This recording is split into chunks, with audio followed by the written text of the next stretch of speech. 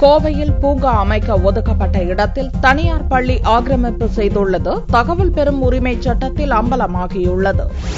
Kovai Vellalur LG நகரில் பூங்காவுக்காக ஒதுக்கப்பட்ட 62 send இடத்தை ஒரு தனியார் பள்ளி ஆக்கிரமிப்பு செய்து கட்டடம் கட்டியுள்ளது அம்பலமாகியுள்ளது. தகவல் அறியும் உரிமை சட்டப்படி இதுகுறித்து விளக்கம் அளித்துள்ள பேரூராட்சி அதிகாரிகள், இந்த இடத்திற்கு சொத்து வரியாக ஆண்டுக்கு 6,420 ரூபாய் வசூலிக்கப்படுவதாக அப்பாவித்தனமாக தெரிவித்துள்ளனர். எல்ஜி மெட்ரிகுலேஷன் என்ற பள்ளி வெள்ளலூரில் இயங்கி வருகிறது.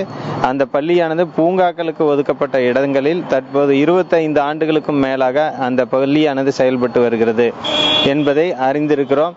இதுபோல வெள்ளலூர் பேரூராட்சிக்கு உட்பட்ட பல இடங்களில் பொதுமக்களின் பொது ஒதுக்கீடுக்காக ஒதுக்கப்பட்ட இடங்கள் இன்றைக்கு கபளீகரம் செய்து தனியார் வசம் சென்றுள்ளது.